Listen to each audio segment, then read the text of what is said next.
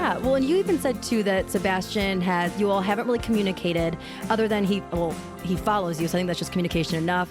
Yeah. He shares your stuff sometimes, and he gave you that nod on national television. The confidence booster he gave me and the green light of like, he said on WGN, if you're good, I'll promote you. Put me on national TV. It's like, I'm eternally grateful. To get the nod from like your guy that is a reason why you want to get into comedy is like, I mean, this is mine to screw up now. Like, and at 26 years old. Mine. Yeah, so it was an absolute blessing.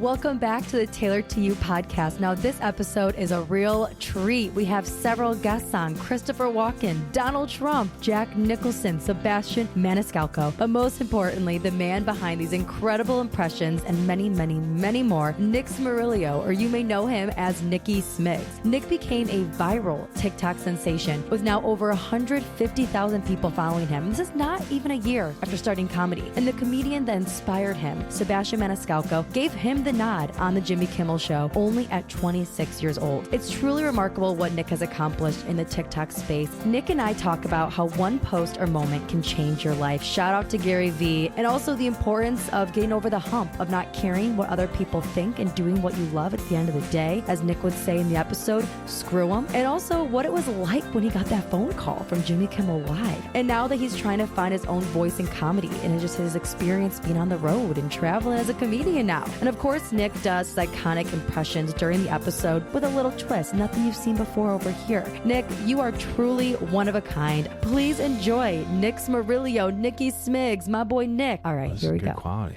Oh, you think so? I have a mixer too, and I can't get it to sound like this. Okay, wait. So as you say that, yeah, it sounds really good. wait, I was just gonna say, my audio guy, literally, since you said this, I'm gonna make him listen to this part. Just like keep hyping up my equipment. No, this is like really good. Oh my gosh, yeah. Even how you sounded there. No, yeah. It sounded legit. This is great.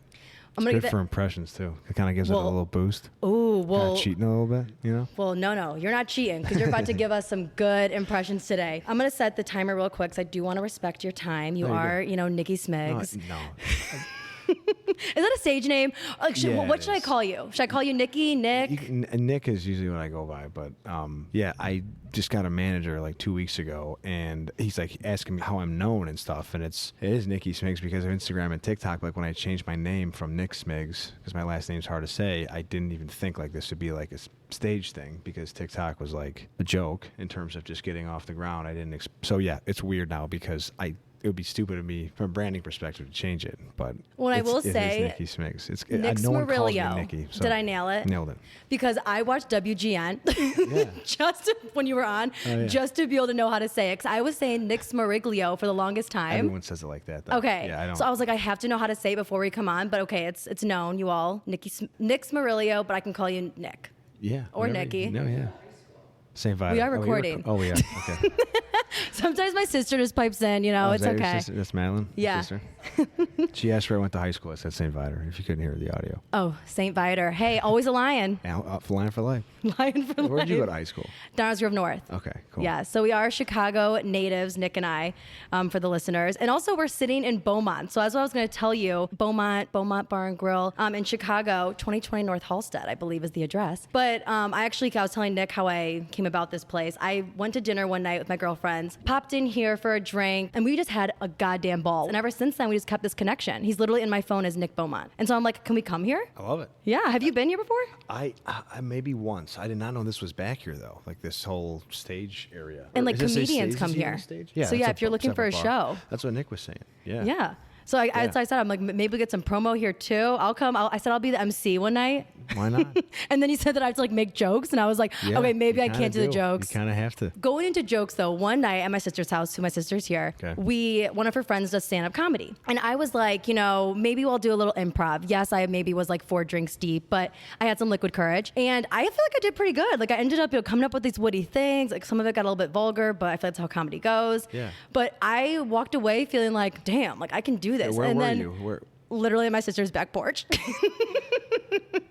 That's where it all starts, baby. Stage Comedy. is a stage. You gotta make your own stage. Life's a stage. I You like gotta it. go with it. But That was kind of my first experience with improv. I'm not as funny as you. I like to think I'm funny. What was kind of your first experience with improv? Was it back in Marquette, your dorm, doing Christopher Walken? Not really. Honestly, I was like pretty dead set on like a marketing, advertising, sales career, to be honest with you. I always loved movies, loved them. And I think with like the Joe Rogan podcast kind of taking off, at least for me, I got into it like after college, 2016, 17, and he had comedians on all the time. And I just kind of was always curious. Like it definitely always was a dream. Like there was no way I would ever have a chance of doing anything in entertainment. But finally, a friend of mine was like, you want to take improv classes at IO Theater on Kingsbury, which is now closed, unfortunately. Had to close during the pandemic. Did 2 levels there. And then another buddy asked me to go to Second City. And I was like, yeah, let's do it. So for the sake of cost, I just did Second City. But I fell in love with performing and the improv thing and just making an audience laugh. It was a blast. It was an absolute blast. So Second City, like improv and just that sketch comedy that you see on SNL, it's a ton of fun. And it's like something that I like. It's okay to be your stupid, silly character self that you are with your friends and at home, and it's just learning how to make it work on stage is what's so hard. Yeah, I loved it. Absolutely loved it. I went to a Second City show. My boyfriend took me like 2 years ago. And there was this one skit. I don't know if you went the same time frame, but I'll just throw it out there. It was like pretty much an entire vagina monologue. Like, I'm not kidding. Do you know what I'm talking about? They were like acting like, they literally were acting like they were women genitalia running around. And I was like, I saw that. Yeah. And I like read wine mouth, and I was just like, this is not happening right now. Yeah. But it really, like, it's goofy, it's fun. You can really be anything you want to be, including, I guess, female genitalia. I did not have this in my notes, but that just reminded me of Second City. I remember that was actually, my sister took me to, I should probably add this, my sister took me to a show for like a Christmas gift or something before I started improv classes, and I was like watching it like, this is, not that I could do this, but I want to figure this out. I want to do that because I just, like, they're all playing characters and they're all just being goofy, and I was always curious, and I literally remember seeing that bit or whatever when I went with my sister, and it was hilarious. And there was always kind of the question of like, what if and how would that work? And luckily, I've been able to somehow give myself a shot at it. So it's been a ton of fun. Quite the shot. Shooting like threes. Like, that wasn't a good like scenario. I gotta get off. I'm trying to act like too improv-y over here. But half court shot. I'll give it to you. Half court shot, dunk, dribble chances. action. Yeah, right. I would be like the one traveling, but maybe I do know some basketball terms. There you go. But kind of talking about Second City too, like a lot of Chicago, or a lot of greats came out of Second City. Yeah. I mean, Steve Carell, Stephen Colbert. There's like so many other photos I see. Like Tina Fey performed at Second City. John Candy, Eugene Levy. It's wild. Keeps going. And so I guess we got to add Nicky Smigs to the list. Well, they were, first of all, like the Chris Farleys, like those were main stage guys. Like those guys, I did not perform main stage. I just took the improv classes. I took 5 levels of improv. It takes a lot of work and a lot of talent to make it to main stage. I wouldn't put myself in that group whatsoever because those guys are legendary. I think to most people that get into comedy, I'm not a main stager by any means. So I don't know if I could. Well, you are getting into stand-up comedy. So you just did your East Coast leg. Yeah. How was your first experience doing stand-up comedy? Did you do mostly impressions, or did you do some of your own material? I did kind of a mix of both.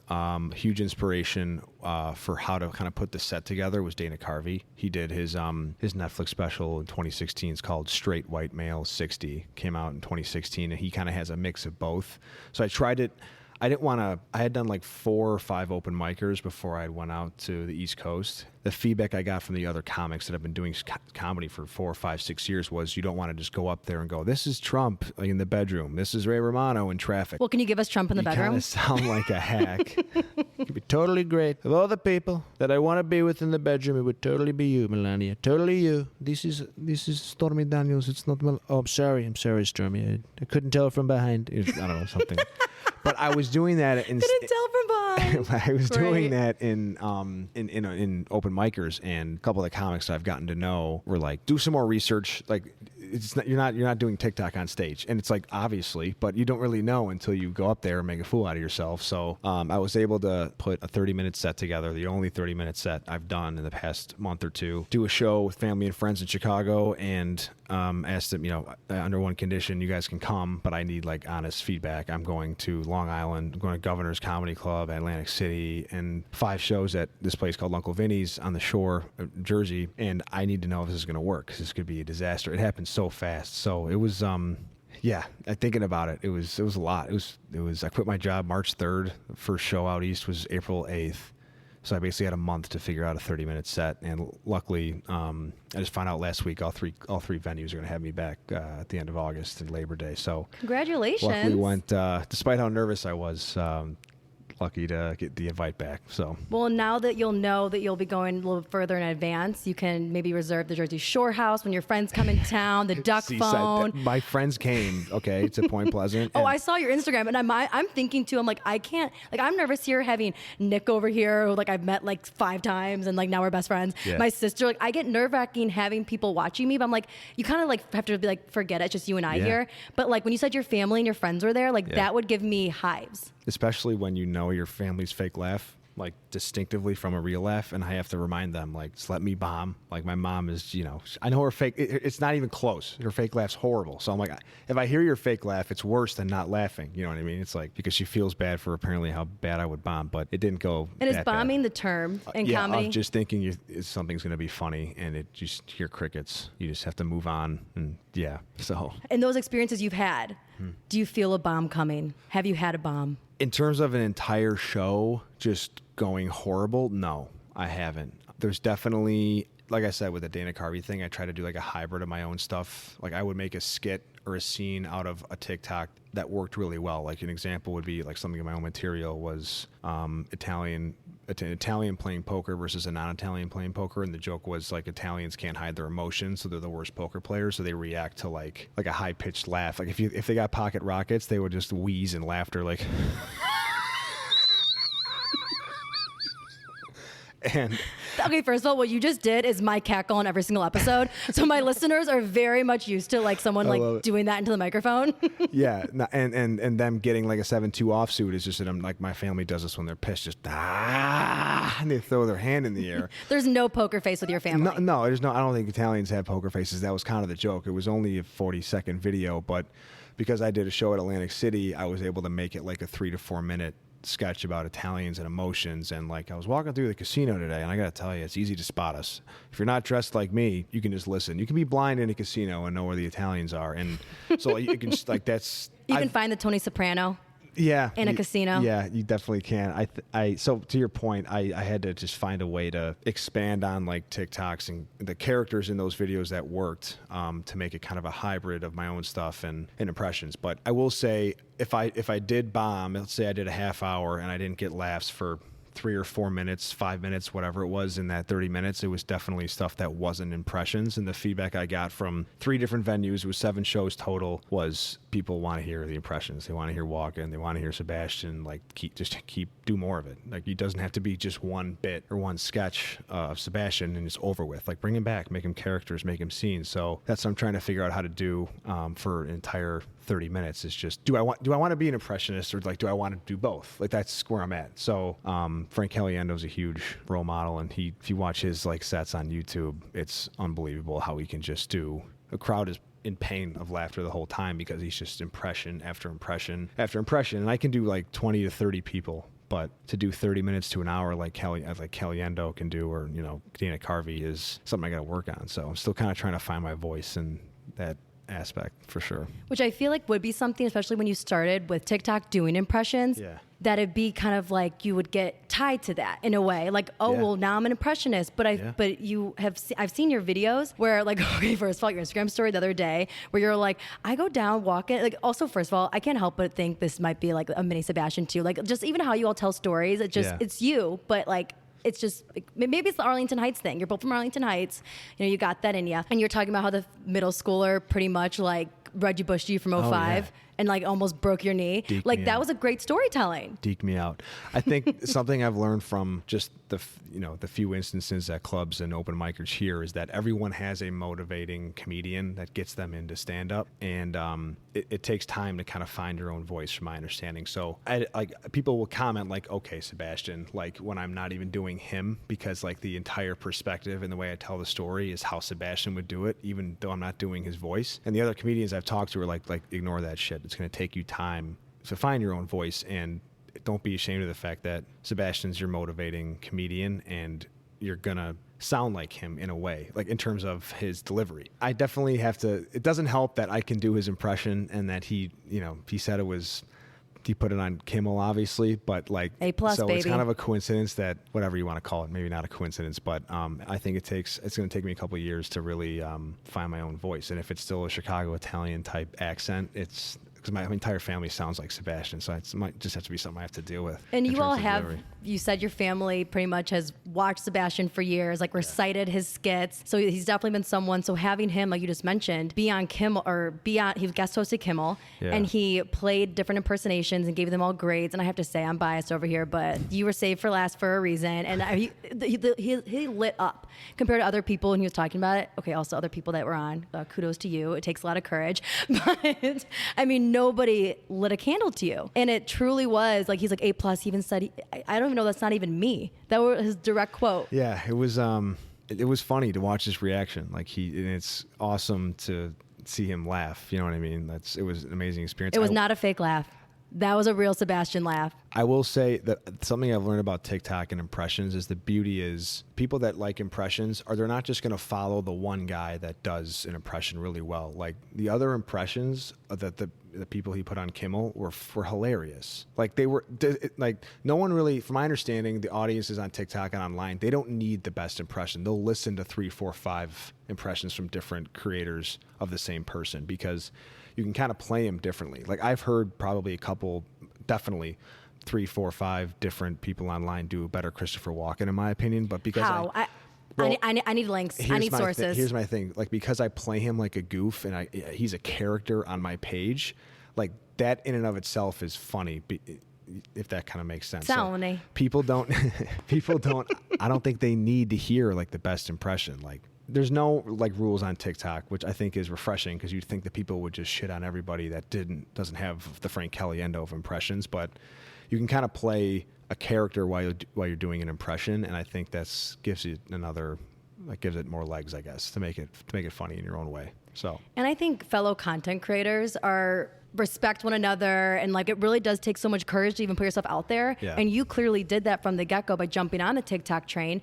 So and I always resonate with this because this is something I'm always like, who even cares what I'm talking about? But they care about Nicky Smigs, so we're going to keep rolling. But it really is, it makes you nervous, put yourself out there. So I'm wondering for you, especially when you quit your job and went on to pursue comedy, like what was that deciding factor for you in contemplating that life decision? I was completely against it. My sister was on TikTok, got on TikTok at the beginning of the pandemic. My brother got on TikTok at the beginning of the pandemic. My brother actually, I just got a 1 million view video like in February for the first time. My brother's first video was 1.2 million views. So they were all over TikTok long before I was.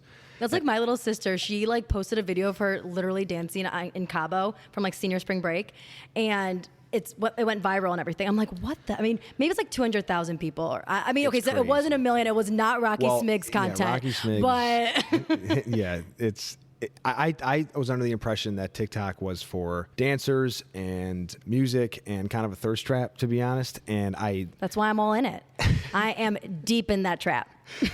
But I think over time, like through March into April, like my family, my sister, my brother, they kept seeing other people doing impressions and making skits and doing comedy. And I had just finished the full year at Second City like a week before lockdown. So it was always kind of biting at me, but I was like, I'm not going to go on TikTok. My buddies are going to roast me for this. Like, that's the feeling. I'm not ready for this. No, I'm not going to post. I thought it was stupid. I did. And my family was eventually like, you loved Second City this much. People are doing impressions and making your own skits. Like, just do something, post something. And it took them a month and a half. And end of April, I finally, for some reason, thought Walken and Soprano living at college together was a good idea, but it worked. So it's crazy. Well, and it's really awesome to see your family has obviously been a big motivator for you. Yeah. You've said that your family and friends are big influences in why you started this. Other than I gotta. When I heard this, I was like, we gotta talk about this. We love families. Yeah. But you said Jim Carrey and Robin Williams were also your heroes, and I was like, all right, we need at least 20 minutes to talk about them. No, absolutely. The other night, my family and I literally watched like back to back of just them giving awards at the AFI, and we literally were on our like I couldn't breathe. I love them both so much. I mean, they're legends. Like Jim Carrey's facial expressions are ridiculous. Like, how can one human being do that much with their? Yeah, it's crazy. Well, you've mastered Sebastian's half eyelid, so you're there too.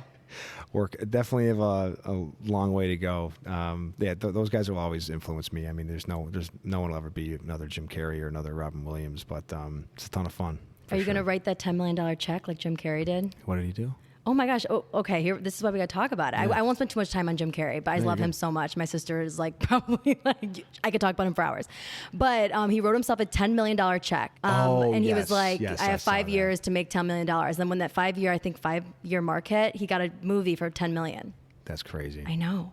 So like that's the stuff like I'm a big on like manifester and like I'm big on like whatever you put into the universe, and he's like that too. Yeah. So I definitely connect with him on that. Yeah, no, that's amazing. I'd be scared I would like write I thought about it and then I like think that I'd write that and then I'd be like the dumbass who like ends up like cash or something happens, gets cash, then I have like the worst credit score of all time. It's just gonna be like a rabbit hole. Totally agree. But you talked about your family, and what I found kind of interesting is that you were a part of TikTok. It was the #1 app in 2020, which everyone was on it. Like I told you, I was heavily involved. Yeah. I was on it for like hours at a time. You just keep going. You don't even know what day it is anymore. So addicting. But what's interesting is that your dad also embraced digital trends. He was a part of the commercial digital revolution. He was one of the early employees of Yahoo and one of the first 1,000 employees of Facebook. Did you research? Oh, I come in hot. That is, I have been on a couple podcasts and no one's ever looked at my dad's LinkedIn.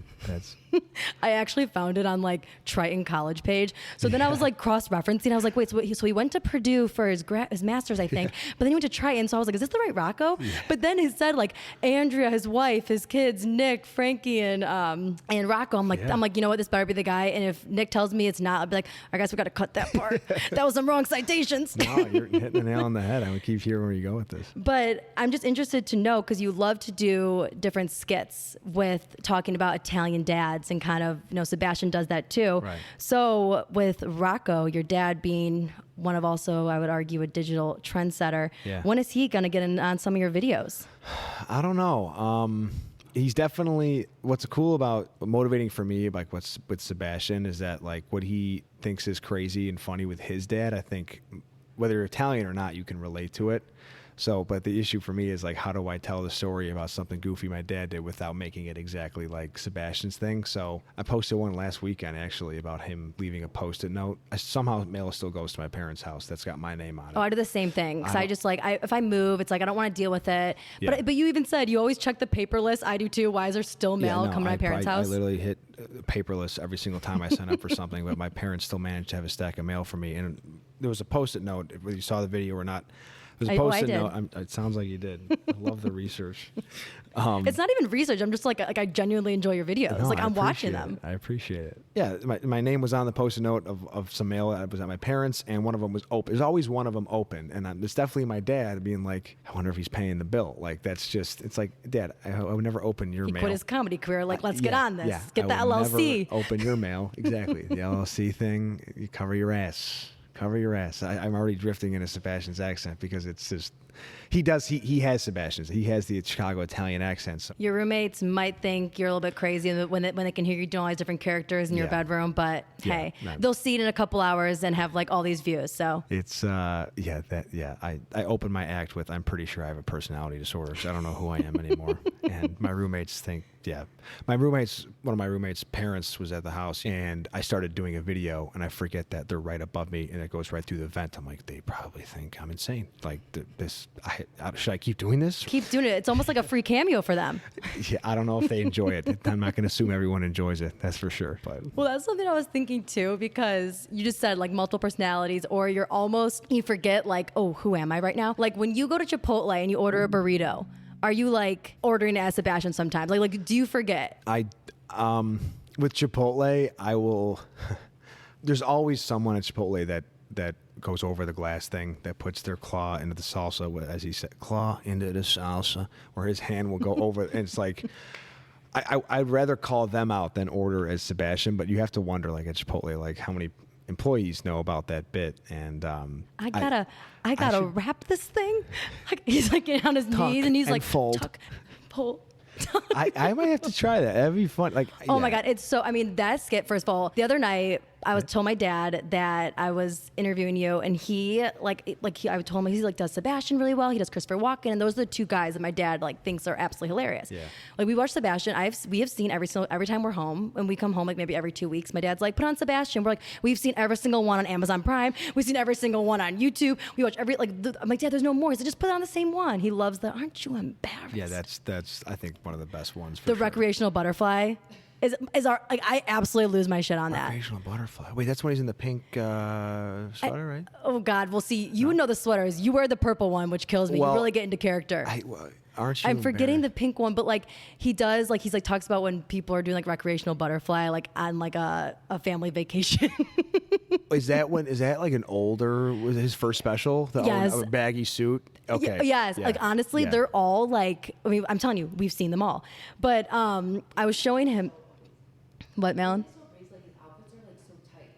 My sister said his outfits are so tight. When I say baggy, I mean like for 2009, it was probably a fit, but yeah, now it's definitely.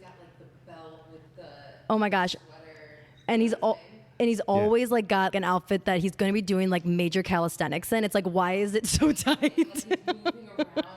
Sebastian, if you hear this, we love you. No, he talks about his dad shitting on him for his pink sweater being too short, because when he gets animated, you could see his torso like during some of this special, and then the other one he's in, the 2012 one, where he's got like he's all black and it's a vest, his hair's longer, because his buddies ripped him to shreds because his bulges, like his pants are so tight, his thighs look like they're suffocating.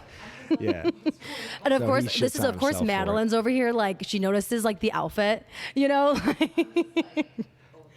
But Well, all the special titles almost blend, because they're all like, aren't you embarrassed? What's wrong? They kind of blend in terms of the theme. So and his new one today. Nobody does this. Nobody. Oh yeah, nobody does this. Yeah. I mean, I have to think there's some coincidence that the day I'm recording with you, Sebastian releases his tour.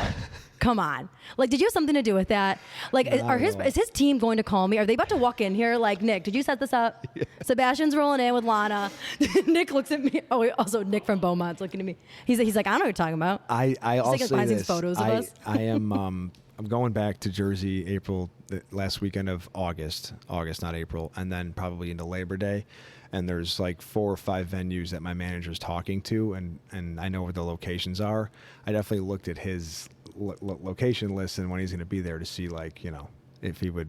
But even if he was, I'm not saying I'd see him. It's just like, you know, it's exciting. So yeah. Well, and you even said too that Sebastian you all haven't really communicated other than he follows you, so I think that's just communication enough. Yeah. He shares your stuff sometimes, and he gave you that nod on national television. And you said, which I thought was so cool, Nick, you said his main bit and what he talks about, he doesn't like being bothered. Like, wait, oh my God, what is these accents I'm doing? This came out. That was that was like an Italian, like I'm not good at that. East Coast Italian. Okay, like maybe I'm like coming out here. Okay, yeah. You know what? Nick, I'm sorry. Bothered. This is my show now. Yeah. I'm going to do the impersonations at the end. Let's go. But we're doing improv at the end. We're doing 2 Boston Italians. Oh my God, I literally will die. My family will be like, I can't listen to that part. Bothered. But wait, where was I at that? My accent really threw me for a loop. But his shtick being bothered. Yeah. So what I was really impressed by his whole shtick is being bothered. Yeah.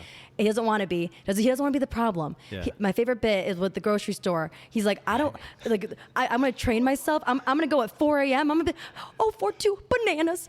You know, like helping chickens. out other people. Can you do the bit for us real quick? Because the grocery store is one of my favorite. Yeah, 48261 bananas. I know this stuff. I go in at 3 a.m. when nobody else is there. When it's slammed on a Saturday, I'm paraphrasing. When it's slammed on a Saturday, I don't want to be there. I go in at 3 a.m. Now I know exactly what I got. I help out other people, and he's the physicality is the best part, because he's like he's so theatrical. And then he goes, then he like leans over to his left and he does the numbers and stuff. But the grocery store bit's great, especially with if he has to send Timmy the bagger to check the price on a steak. He goes, nah, I don't want to. Forget it. I don't want to deal with it. Forget it. Timmy don't even know he's working. I'm going to lose my shit.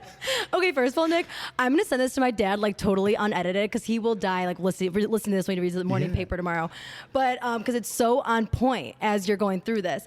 But what I loved about the whole, just back to the I can't forget this, you said you don't want to bother him because that's his whole shtick. Exactly. He doesn't want to be the problem. Yeah. You took that as like, that's all he needed to do. He doesn't need to, reach out to me like that. He gave me the nod. Yeah, for sure. I mean, for him to, I've followed him for a while. I've listened to his podcast. I read his book. He didn't know anybody in show business. He had a corporate communications degree. He moved to LA knowing nobody. No one helped him. He earned everything he did, right? So, and he prides himself on that. And that's how his dad, he talks about his dad, like, work your ass off and you earn everything. There's no way. What? Oh, hey, drunk? Drink it again. Sorry. I didn't expect him to do that because what he did was a huge favor. It was a huge solid. It was. And the confidence booster he gave me and the green light of like, he said it on WGN, if you're good, I'll promote you, So how could I ever ask him for anything else after he reposted one of the videos and commented on a couple of them and then put me on national TV? It's like I can never ask him for anything because I didn't expect him to do that in the first place. You know what I mean? So eternally grateful for just to get the nod from like your guy that is a reason why you want to get into comedy is like, okay, this is mine to screw up now. Like and this at 26 is totally years old. mine. Yeah, so it was an absolute blessing and incredibly motivating, which is it's hard to have when you're getting into entertainment. And just like Sebastian, I don't know anybody. I don't know just how to do this. I'm just figuring it out by myself, and it's great. But having the motivation and the confidence is everything, and he helped me achieve that. So long way to go, but that's so special. Huge motivating factor for sure. This episode of the Taylor to You podcast is sponsored by and was recorded at Beaumont Bar and Grill located at 2020 North Halsted in Chicago, Illinois, and has been serving Lincoln Park as well as the entire Chicagoland area for over 30 years. And guilty. Me too, for the past year. I love Beaumont. Me and my girlfriends go. It's been our spot. And it's open Wednesday through Friday from 6 p.m. to 4 a.m. So yes, it's a late night spot for those looking for those after hours. Check it out. And then Saturday from 3 p.m. to 5 a.m. and Sunday 10 a.m. to 3 p.m. You got to check them out on Sundays. Some bottomless brunch, maybe some mimosas, Bloody Marys. They have it all with some great food as well. Beaumont is also available for private parties for all occasions. They will provide a private room with a huge dance floor and bar, as well as a number of food, beverage, DJ packages. I'm telling you, Chris and Nick and Paige will set it up for you. So for more information, go ahead over to their website. Thank you so much to Beaumont's for sponsoring this episode and having us record there. What a good night that was. Selfishly, when you reshared, when I was saying I was going to be recording with you, I was like, okay, wait, so Sebastian follows him. Sebastian only follows like 300 people. So this might come up in his feed, it truly was just, that was like me totally being selfish over here. Your moment is special, but it really is so cool that he follows you. No, I literally today, Deadline released an article saying Ray Romano and Sebastian Maniscalco are doing a movie together. And actually 2 weeks ago, Sebastian did an IG Live saying he was in Brooklyn and was on his way to go film with Ray Romano. The second after his IG Live was over, I put on my story Ray Romano doing the weather. Like, if Sebastian sees it, maybe he'll show Ray. And he looked at it. He saw the story. Well, did he show Ray? I have no idea. So, like, you but think like that? Of course you have to. There's no shame in thinking. Like, that's how the online stuff works, is who knows who. Maybe you want to reach out to someone to collaborate, whether it's an impression or a video or a podcast, and someone that you admire follows them, and you never know who's going to see what with the internet. You really never know. There's always my audio guy. He's always like, just one person's going to listen to one of these episodes.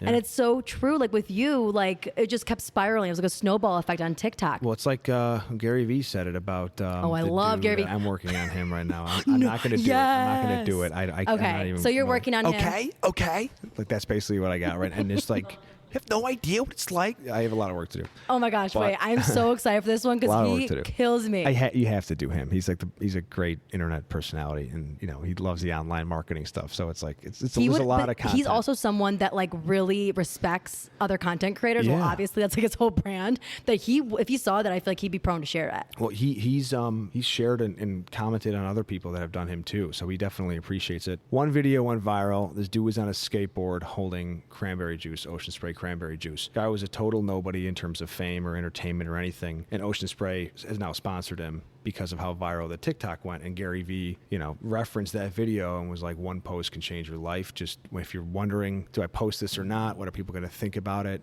All the doubts, just post. The worst thing that happens is that no one likes it. Like, tomorrow's a new day. Like, so to your point about one episode, like, absolutely. Like, that's hopefully this one, Sebastian, please. It's the same thing for me. Like, one of your followers could change my life and vice versa. So, we're manifesting over here. We're putting that out there. This is how the internet works. You got to help each other out, whatever, Gary Vee got that. I literally cannot wait for that. That's going to be absolutely amazing. So now we know who you're working on. Yeah, that's one of them. That's good. The reason I'm going to be open and candid. Literally, when I was back and forth, I had episodes recorded, but again, I had that feeling of like, what am I even doing? Like no one's going to listen to this, and I literally was going through Instagram and I was like, I'm just going to lay watch a movie. And Gary Vee post and he was like, you're just scared you're going to fail or whatever. And I was like, okay, Gary. And I was like, we're launching next Tuesday, I guess. Yeah, exactly. He's super motivating. Posts every day. Gary Vee's a thirst trap. He's his own trap on his own. He gets us in a little tornado and we're all like motivating each other. He's no dummy. That's his brand. Like, he's branding himself as, amongst other things, Mr. Motivation, and it works. And I have to kind of not preach it, but agree with him, because TikTok, it's free organic reach. If you have any skill or talent, like, one video can change your life. Literally, it's crazy. So. Yeah, keep doing what you're doing. Keep doing what I'm doing. Yeah, you keep doing. We're our energy right now. Let's go. I mean, are you feeling this? It's like kinetic. Course from comedy to just motivation. Tony Robbins. Do you want to be my co-host? You guys, I'm putting him on the spot. He said yes. We're good. I was closer to Beaumont's, maybe, but because Beaumont's is the official sponsor of Taylor to You. For parking, it was $4.50. No, I'm just kidding. We'll look into that. I'll reimburse you. No, that's on the producer. No, I said I would come here willingly. So, I just have to imagine if I were to reenact Sebastian, I would nearly break my back or my neck. Do you physically train for his impression? Absolutely not. I probably should. Does it look like I do? That's a nice. Well, compliment. Hey, you eat like you train, trifecta. So maybe that's what you're doing. Oh my God, yeah. Like, I would love to see him in a workout. Like, bro, look at that. You gotta wonder if it's like, you gotta wonder if it's the same as when he does on stage, just a full blown character. But it's fun to play with that. I try to mix it up a little bit and not just do like the rants that I've always done and just do no audio and just do like, I post a couple of these, like, the airport bit where he's like, have you seen I First Line of Defense? Yeah. So instead of like, I just take that and where else could you apply that movement? And Sebastian Maniscalco directing Traffic, and it's him like holding people off. You can't see this. Maybe you can't see this right now, and there's no audio. So that's another fun way to get creative, because that's how much of his act is physical. So there's so much material there too. So. Well, you did him walking into the nightclub, which was absolutely stellar. I watched it with my dad, and it was like, what's he going to do? What's he going to do? He's coming in, he's looking at everyone, and then Papa the Italian hood. It's like, oh, he's here. That was like low-key promoting a new piece of merchandise for hardcore Italians too, but it's like it's any an cross easy promotion way to sell it. Yeah, exactly. It's but a ton of fun. It really is the movement. I'm telling you, like, I watch him go. Okay, for example, you just recently did the mailman bit. Sebastian as your mailman, and it's like hitting the mail, like tossing it, like it's like even like that, like knee jerk, like. Okay, also, I'm going to like break my wrist just reenacting sitting in the stool today. But it's like... Let's see it. Oh gosh. Don't break your wrist. I get up? I just mean... I lost my crew. Where's my crew? It is really interesting to like see you even go even that further by not even doing audio, just his body impressions. Yeah, I think that's... I respect the hell out of comedians that can just go up and tell jokes and don't really get physical, because... your jokes better be pretty damn good, there's so many guys that have, I think of like Stephen Wright, who just has zero emotion the entire time. Sam Kinison, another Comedy Store guy who's just screaming and yelling the whole time. But when you can mix in the physical stuff too, I think it adds to your material. Like, if Sebastian stood still and told the same stories, it just would not be as funny. So I think Chipotle bit wouldn't be the same. Beans, chicken, rice. No, so I think it's it just shows that there's no wrong way to be a comic, as long as you can make people laugh and you're not stealing jokes. You can kind of do whatever you want. So, and like you said, that's like refreshing for you too when creating these videos. You can really go your own path. Yeah. That's yeah. exciting. Well, no, I mean, Sebastian, we talked about him, but we had to. Come on. No, absolutely. That was very cool. But I do want to know, before we get off the Sebastian thing, what was that like when you received that phone call from Burbank, California, that Yeah. voicemail from Steve at Jimmy Kimmel? That's exactly right. That's who it was. This is impressive. You did your research. This is Nick, thank you. I extremely mean, well prepared. I'm going to walk away from this literally like on cloud nine from just how much you're complimenting well me. prepared. Thank you. You probably already know the story based on the research that you did. But I do, but like my listeners don't. I know. You know, so I figured. always got to pull in a little something to get it Absolutely. going. No, absolutely. Yeah, he posted on social media he was going to be hosting Kimmel and reviewing impressions of himself, and of course, my buddies texted me, my family was calling me, and I remember. And we get, how many times you get spam calls a day? Like unknown numbers will come in and you just ignore them, or like I have now, like where my phone says spam risk and I'll just ignore it, or do not disturb or whatever. Well, that's what I thought at first when you were when I heard this story. I was like, I would have been that person who would have thought, oh, it's just the Walgreens prescription I never pick up on time. Yeah, I just like delete your it. car insurance is over. And it's like literally Jimmy Kimmel, like, come on the show. Yeah. So it was like I got 2 calls from an unknown number and a voicemail. Didn't pay attention to the location. It was like 11:30 and 11 in the morning, and then I talked to my parents at like 3, and they had just found out. They saw Sebastian was hosting and reviewing impressions, and long conversation short. My dad was like, parents were on speaker together. They were losing their shit. They were like, you got to be on. There's no way you're not on. Are you sure he didn't reach out to you? Nobody reached out to you. Your mom's like, no, of course my son is on. My son is amazing. And I'm like, no, Mom, no. But why you the are. hell would I be on? No, there's no way. Absolutely not. Yeah, I saw it. It's going to be great. He goes, Nick. My dad's like, Nick, are you sure no one called you? You positive? I'm like, oh, shit. 2 missed calls in Burbank, California. I'm like, Burbank's L.A. area, right? California. So I'm like, shit, Dad, I did get a call. I'll call you back. So I listened to the voicemail, and it was Steve from Jimmy Kimmel Show, just like verifying my info and where you're from and all this stuff. How to say Smirilio. Yeah. I don't even know if he tried. He might have just said Nicky Smigs or whatever. Actually, like you said I don't earlier. remember if he said Smirilio. Yeah. And I've seen this video 100 times, so. Yeah, it was crazy. It was What a once in a lifetime experience. Oh my gosh, Nick from Beaumont's over here bringing us shots. This is why it's my favorite neighborhood bar in Chicago, people. beautiful. Oh my God, Nick, thank you. Well, sorry to interrupt. Are you ready? Should we take a mid-show shot since it's right in front of us? I don't think we have a choice. Wait, Nick said he'll take one too. I'm like, okay, and now my photographer has a beer. Go ahead. Clearly, we're behind here. Nick, I don't know if you know this, but I roll with some fun people. I can tell. And now you're gonna be one of them. So just jump on the TikTok train, all aboard the Taylor to You train. Let's do it. All right. We'll be back. What kind of shot is this? I'm nervous. Julio. Oh, okay. I like tequila. Are you a tequila guy? Yeah, I am. Okay, me too. Well, girl. So like, as I take this shot, it's just gonna be a downward spiral. I'll be here till close, I guess. Sounds good to me. This Well, might be a cheers to 3-hour you. podcast. Cheers to me. Cheers. We got this energy, Absolutely. baby. I'm rhyming now. All right. Okay, well, I do want to get to impressions, so I do want to ask you a couple of questions Yeah. because I'm really interested, being someone young like you who's pursuing like passions. For other young comedians, entrepreneurs who go over that decision of quitting their job and pursuing their passion like you did in comedy, what would you say to them to make that decision? Oh man, I'm still making sure it's the right decision for me. No. That's such a great answer though, because I feel like you'll never know until you get that $10 million check like Jim Carrey. So much work to do and so much to learn still. But I think the hardest part in the first couple months, 3-6 months, even now, is just being completely okay with losing followers and people like judging you, and people not caring what other people think is by far the hardest part. Especially when people don't know you might have a talent or you might have a hobby that you want to try to make a career change out of, and then you show them that side of you. I mean, it's a huge hump. It really is. Like I was going through comments like crazy the first couple months, just worried what everybody else thought. And I think if you love it enough, screw them.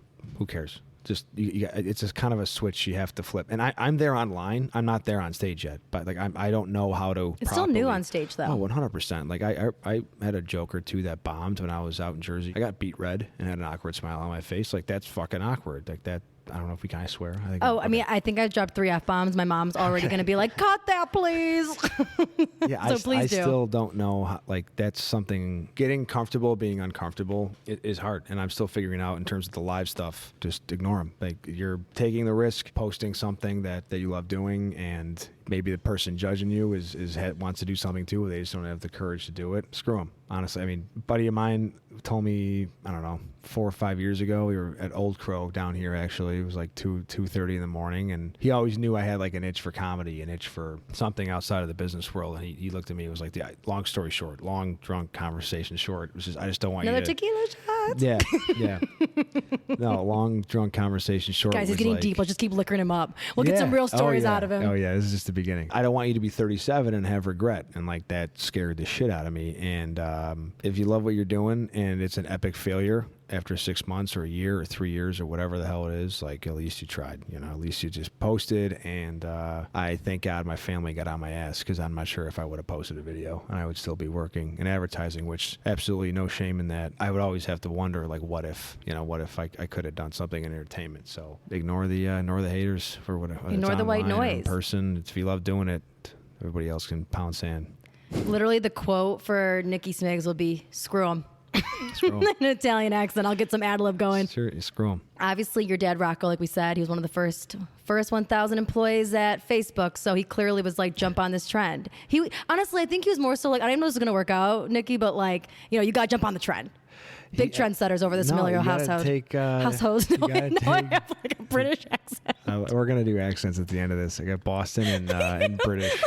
Just household. What else do you have in here? We should probably flip this conversation. A, what accents can you do? Oh my God. And B, I'm actually curious. So how long have you been doing this podcast? I started, so I got the idea. Well, my sister and I, who's sitting over here, Madeline, basically, we talked about it since I graduated college. I was listening to podcasts all the time. So I graduated in 2019. I bought my equipment and started reaching out to guests January 1st of 2020. It was my New Year's resolution goal. And I said, I'm doing it in 2020. Even if I just release one episode, I'm just going to say I started a podcast. Yeah. Because it was always like kind of the same mindset you had, the what if mindset. Yeah. Like, I only have one life, let's do it. And so now I released in October, my first group. My next group I'll probably be releasing coming up this June, July, but June. I'm pushing June. I'm a big deadline person. If I don't put a deadline, I'll be watching How I Met Your Mother every night. But so that's been kind of like my story. In the beginning, did you have the same? You're posting on your Instagram page is Tailored to You podcast. I don't know if you have a personal Instagram, but did you promote the podcast on your personal? Oh. Big. Did you ever think about what people? I'm sure you thought about what people thought, right? I definitely did. But my sister, who's sitting here, who you met, she started her company right out of college, Madeline X Media, and so watching her pushing herself and kind of just going for it was the biggest motivator for me. Because I'm like, well, my sister's really killing it. Like, I should put myself out there too. Yeah. So I think we've both had that similar experience with like family being big motivators. Yeah. And so that was huge for me. Good for you. That's awesome. Thank you. Well, hats off to you. Over 150,000 followers you got. Well, hopefully they're coming to my page now. The media. Bring them in. The door is wide open, baby. Madeline starting the media thing and you just doing the podcast thing is awesome. I have to make fun of my brother. He's probably seeing what my TikTok's doing after he hung it up after a 1 million view video. He's like, I'm done. I'm TikTok famous. One and done. Since I've kind of, taken off on TikTok, him and his buddy from college started a pickle review TikTok page. So you never know how your family can motivate you the best way or the craziest way possible. I actually saw that video the other day. Also, I duet them. I have duetted one or two. Yeah, you duetted them. He texted me. He's like, bro, please, can you duet this? Like, please. Like, come on. We need a little exposure on this. It's like, bro, you're laying on a raft in an Arizona pool, like not facing the camera. Oh, I didn't see you there. If you like Clausen pickles, I like what. Well, let's not forget, you, dude, but not it's too not long my ago, audience. you were on that raft drunk in Arizona. I saw you visiting your brother Rocky for his 21st birthday. Yeah, I didn't post anything online, so let's not, unless you did some crazy-ass research I don't know about, you went down. I know some people.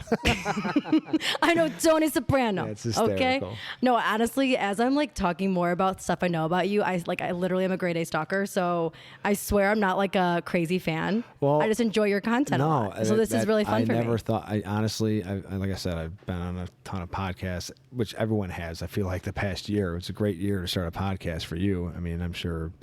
Oh, wait, hang on a minute. Did I take a note out of Rocco Smerilio's page? Jumping on the trend? Creator, absolutely. I mean, podcast started however many years ago, but you know. But it's a lot of people. Sebastian talks about not going on podcasts because I don't want to have to ask them the same questions that they ask me. Like, it's not new for an audience, but a lot of people will ask the same questions and you haven't. So you're different than all the other ones, that's for sure. Oh my gosh, no, Nick. Honestly.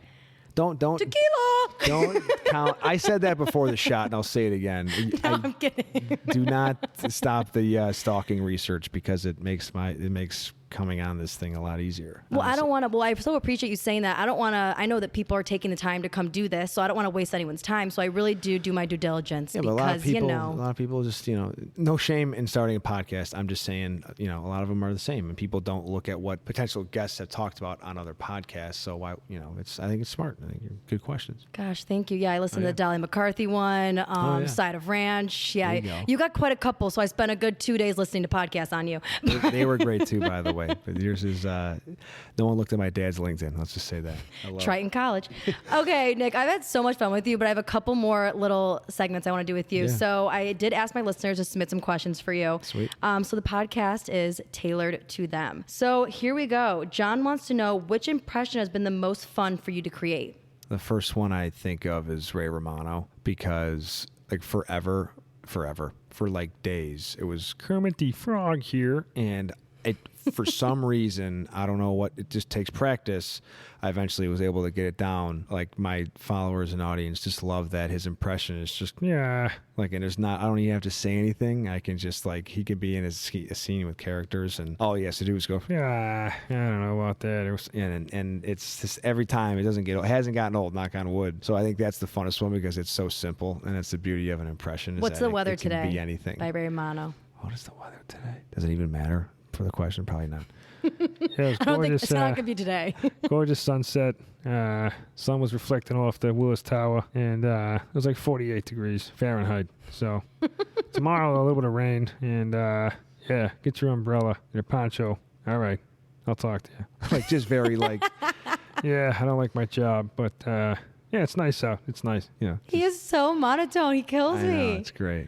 Oh my God, that's a fun one. I thought, I don't know, part of me thought maybe Christopher Walken, because he's my personal favorite you do, but. He has definitely been. Tony. The favorite, on my page, he's definitely the favorite. I didn't really go into it knowing what was going to happen, and I thought it was stupid. I thought the TikTok thing was stupid. I did not expect any views or anything, but you never know what people are going to pick up on. So I sell T-shirts now that say Tony on it with red glasses. So I saw those on your page, and I immediately was like, I can picture him saying it. So it really is so on point, the brand crazy. or the merch you picked. That's crazy. Okay, so Grace wants to know, if you had a Netflix special, what would it be about, and what would you call it? I don't know who I am anymore.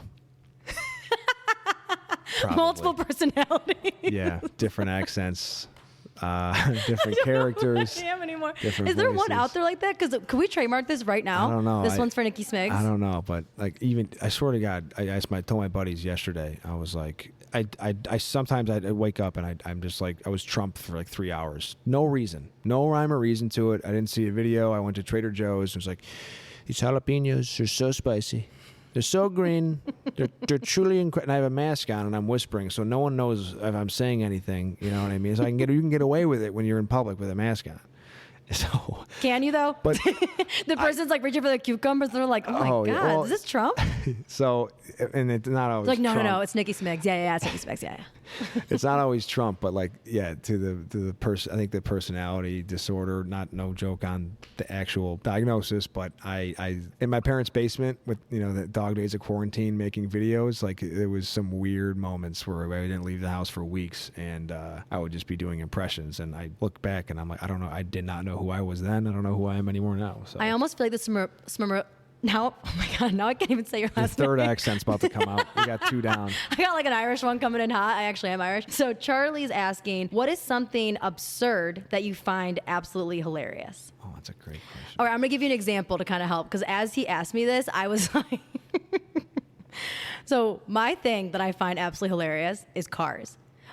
Types of cars. I'll be driving down the street and I see a type of minivan or type of car and I cannot stop laughing. When I was in Italy, I lost my fucking mind. Literally the cars, how small they are and compact, everywhere in Europe pretty much. That was I hated for me. My friends I met, they're like, why is she laughing every taxi? No, I'm doing Spanish. Why are you laughing? Yeah. And I was like, did you see that car? Yeah. I don't know. That's kind of absurd, right? No. Cars make you laugh. It is absurd. That's a good example. I don't know. What's something absurd that I think is funny? I heard someone say recently that they think every human being looks like an animal. And since I heard that, that's absurd, because I'm like, no, I don't think, I've never thought that before. And then for a couple of weeks after, I was like, oh my God, they're like a fucking owl. That's an owl. Like, that person has eyes like a frog. What do you who? And Who's who? And like for like a couple of days, I was like, oh, that's a giraffe.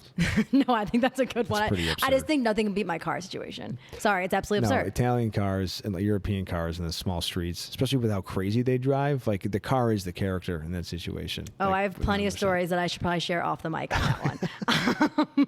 So the last one, Molly wants to know if you're single. I am single. Okay. So whenever I honestly have a male guest on and I ask my listeners to ask these questions, I swear to God, all my friends take it as an opportunity to be like, wait, are they single? Can you connect me?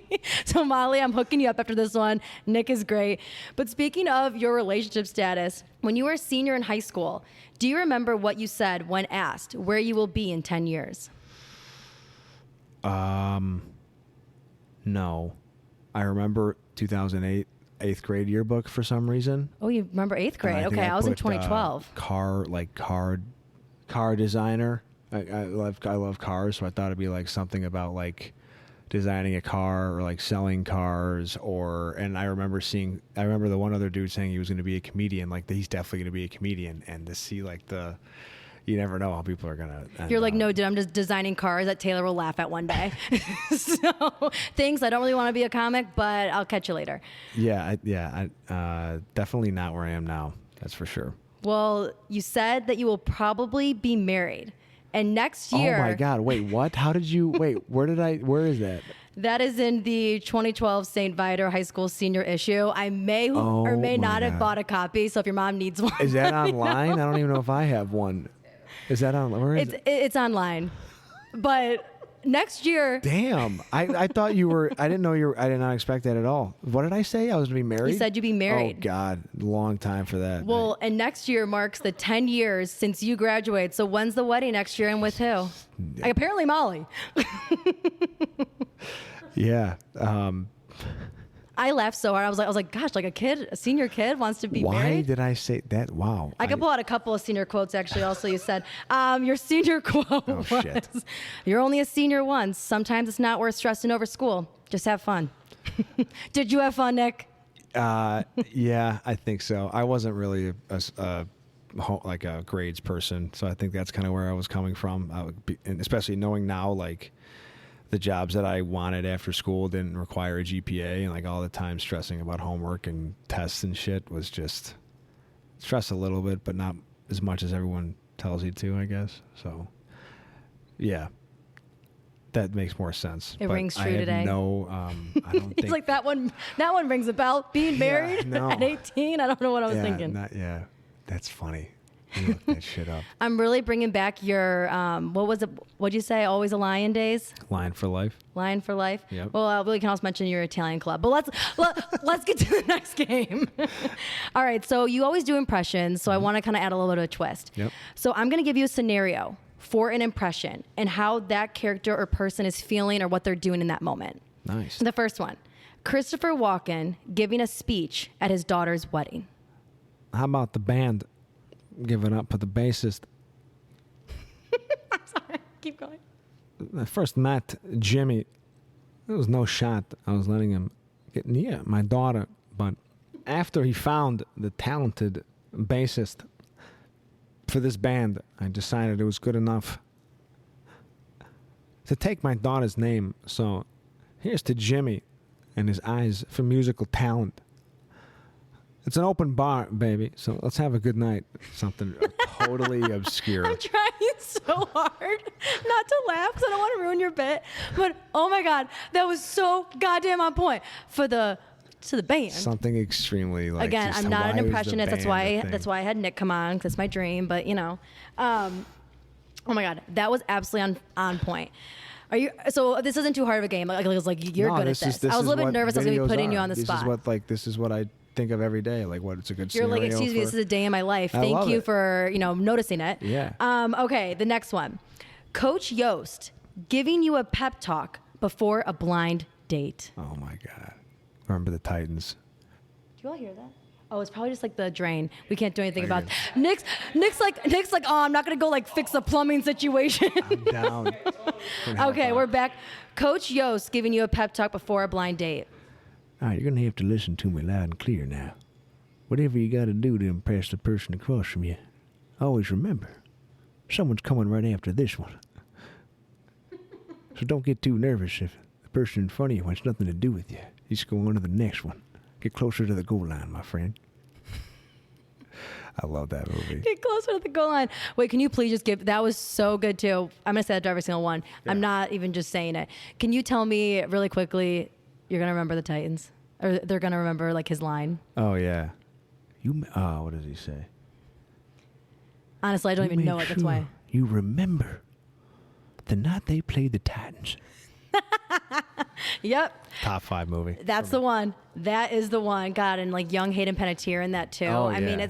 it's quite the cast, quite the ensemble. Oh, yeah. That wasn't a hold. Okay, we're continuing because I got to keep these going. The Joker asking to buy a girl a drink. It's a good one.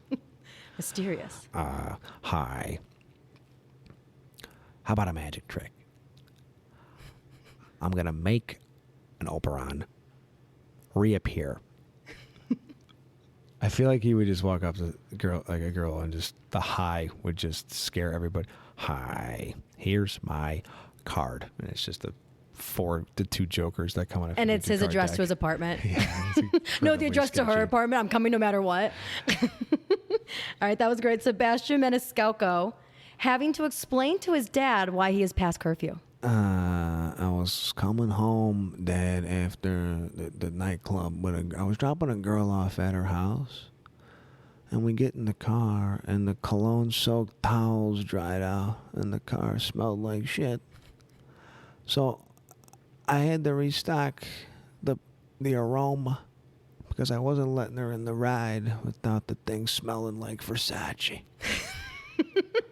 And then I had to come home a half hour late. I'm sorry, Dad. And then he would be like, I understand. Totally. That makes total sense. Yeah. Totally forgiving about it. I totally get why it's reeks of Versace. Yeah. Did you borrow mine, though? Was it my Versace? Do you have Versace cologne? No, his dad. No, his dad. I do wear Versace perfume. So I guess I can relate to Sebastian that way. Okay, this next one. Rocky Balboa breaking up with Adrian. Hey, yo, Adrian. I don't know about you, but I don't think it's going to work out between you and me. I mean, I every time I come home every night, you're not really making me the dinner that I wanted.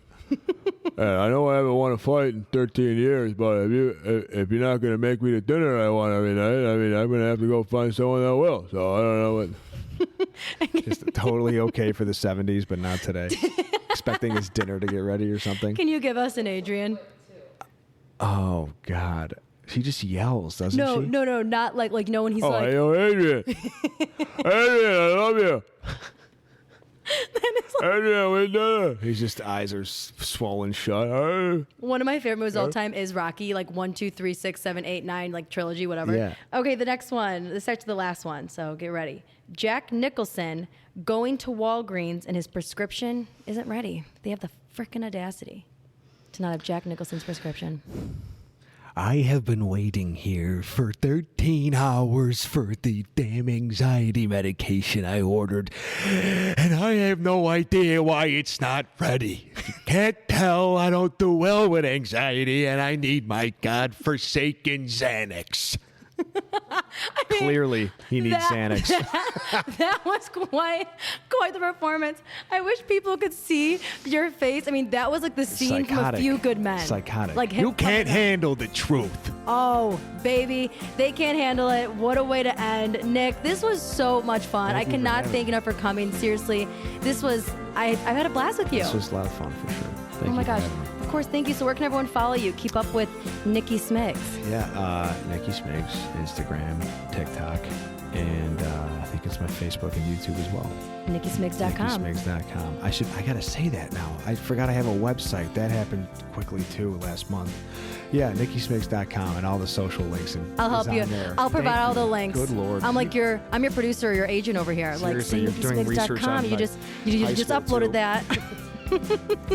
Nick, thank you so much. Thank you for having me. Of course. course. Appreciate it. Thank you for listening to this episode of the Tailored to You podcast. Subscribe on Apple, Google, Stitcher, Spotify. Leave us a rating and review and follow on Instagram and Facebook at T2U Podcast. And I really do encourage you to make this podcast tailored to you. So go ahead and visit T2Upodcast.com and submit questions you might have for me, for the guests, types of guests you want to see on, possibly you. Send it in. Topics of interest, really anything you want. And let's keep talking on Tuesdays.